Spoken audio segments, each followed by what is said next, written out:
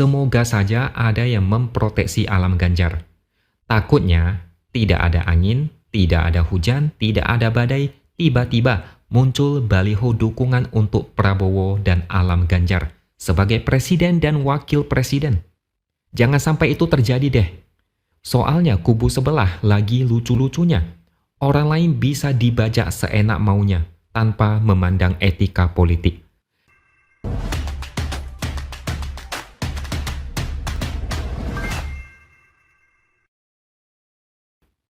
Halo, bertemu lagi dengan saya X Hardy di Opini Seward.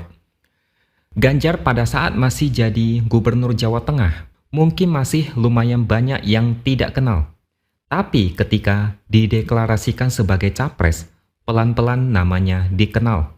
Disorot media setiap hari dari pagi sampai malam. Bukan cuma itu saja, keluarganya pun ikut disorot. Anak dan istrinya mulai masuk berita dan dibicarakan publik.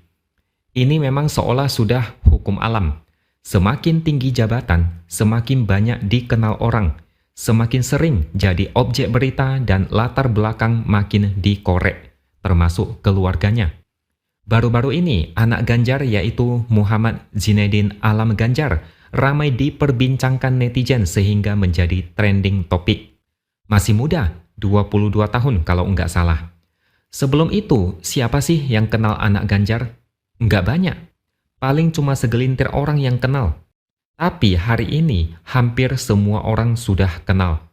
Tampangnya gimana, latar belakangnya apa, pendidikannya seperti apa saja rekam jejaknya, semua terbongkar. Belum lama ini, dia ikut hadir di acara Rosi bersama Ganjar dan ibunya. Alam Ganjar jadi sorotan karena cara dia menjawab pertanyaan dengan lugas tanpa bertele-tele seperti Anies. Pembawaannya santai dan tidak emosional seperti Prabowo. Ada beberapa pertanyaan yang menarik perhatian saya. Salah satunya yaitu, bapaknya maju sebagai calon presiden, apakah bagi dia itu kabar baik atau buruk? Good news atau bad news? Alam Ganjar menjawab, itu hanyalah sebuah berita. Dia tidak bilang itu good news atau bad news. It's just a news. Baik buruknya berita tergantung pada cara pandang masing-masing orang. Dalam berpolitik, tidak boleh ada sentimen. Semua harus rasional. Jawaban seperti ini ada kaitannya dengan topik pengembangan diri. Kalau kalian suka baca buku self-improvement atau tentang kehidupan, jawaban seperti ini pasti sering kalian dengar. Setiap kejadian tidak berarti baik atau buruk, tergantung cara kita memandang itu semua. Semua yang terjadi adalah netral, sampai kita memberikan makna apakah itu bagus atau tidak. Contoh, misalkan kalian dipecat bos. Apakah itu kabar baik atau buruk? Itu tergantung bagaimana reaksi kalian. Kalau kalian merasa ini adalah kiamat, maka itu kabar buruk. Tapi kalau kalian merasa inilah saat yang tepat untuk usaha sendiri, maka ini kabar yang bagus. Selain itu, Alam Ganjar juga dimintai tanggapannya tentang kekuasaan. Bagi dia, kekuasaan itu cuma terminologi. Yang perlu disadari dari kata kekuasaan adalah bagaimana suatu kekuasaan bisa mempengaruhi banyak orang. Bagaimana kekuasaan dijalankan dengan penuh tanggung jawab dan harus memberikan manfaat positif kepada banyak orang. Saya ngerti kenapa anak ini bisa menjadi trending topik dan jadi idola baru dari kalangan anak muda. Dari cara dia menjawab, kelihatan kalau wawasannya luas. Bukan bermaksud membela ya, tapi kalau melihat dari cara dia berbicara, kelihatan dia ini punya wawasan. Nah, ini bagian yang menarik. Meskipun belum terjun ke politik, Alam Ganjar sudah terbiasa dengan dunia politik karena bapaknya. Bahkan, dia menjadi salah satu juru kampanye Ganjar bersama Gibran dan lainnya mewakili anak muda. Banyak yang penasaran apakah Alam Ganjar akan ikut jejak bapaknya terjun ke politik? Secara tidak langsung dia mungkin mau. Dia bilang tergantung tanyanya kapan. Kalau sekarang atau dalam waktu dekat, dia tidak mau. Tapi bukan berarti tidak mau sama sekali. Soalnya begini, misalnya kalau dia bilang tidak mau, itu sudah menjadi mental block sampai 20 tahun ke depan. dan dia harus konsisten dengan jawaban itu. Kalau nanti misalkan dia terjun ke politik, ucapannya yang dulu bakal jadi sindiran.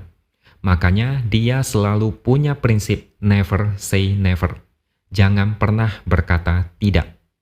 Nah, kepopuleran Alam Ganjar mungkin bakal menjadikan dia sebagai target sasaran banyak pihak. Saya kalau mikir ini kadang lucu. Soalnya saya selalu teringat dengan baliho Gibran bersanding dengan Prabowo. Kalian pasti sudah paham arah pembicaraan saya mau kemana. Semoga saja ada yang memproteksi Alam Ganjar. Takutnya tidak ada angin, tidak ada hujan, tidak ada badai, tiba-tiba muncul baliho dukungan untuk Prabowo dan Alam Ganjar sebagai presiden dan wakil presiden. Jangan sampai itu terjadi deh. Soalnya kubu sebelah lagi lucu-lucunya. Orang lain bisa dibajak seenak maunya tanpa memandang etika politik. Kader lain bisa diseret tanpa minta izin. Gibran contohnya. Dia kader PDIP, tapi dibikin baliho segede gaban di banyak kota. Udah dibilang jangan, tapi tetap saja mereka ngotot kayak enggak punya telinga. Dengan berkaca pada kejadian itu, bisa saja nanti mereka klaim Alam Ganjar cocok jadi cawapres Prabowo. Tapi ada yang membela. Lah, usia baru 20-an tahun, mana mungkin bisa jadi cawapres? Meskipun belum bisa, tapi tetangga sebelah ini risih. Bisa saja mereka klaim duluan, kayak bayar DP. Bisa saja mereka bilang itu adalah aspirasi relawan yang entah dari mana. Mungkin dari negeri di seberang planet. Atau kalau bukan masalah baliho, bisa saja nanti ada partai sebelah yang kepoin. Lalu tiba-tiba bikin pengumuman ada sosok mawar baru yang bakal join partainya. Gibran aja udah kena dan udah kapok. Semoga jadi pelajaran. Jangan sampai ada korban kedua. Kubu sebelah suka merebut dan mengklaim sesuka hati. Biasanya kalau tidak berhasil, buzzer mereka akan melakukan propaganda dan adu domba. Ibarat kalau tidak bisa memiliki, maka yang lain pun tidak boleh memiliki.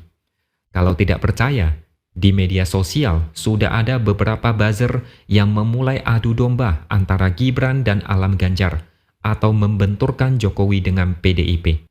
Mereka mau memecah belah suara pendukung Jokowi. Mereka mau menjauhkan Jokowi dari kubu Ganjar. Sehingga yang paling diuntungkan adalah siapa lagi kalau bukan capres yang suka gebrak meja. Dan ada satu lagi. Tolong jaga baik-baik Alam Ganjar.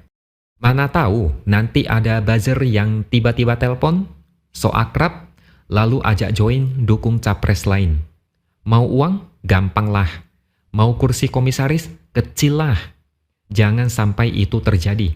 Sayang, kalau masih muda, diracuni dengan pemikiran enggak masuk akal.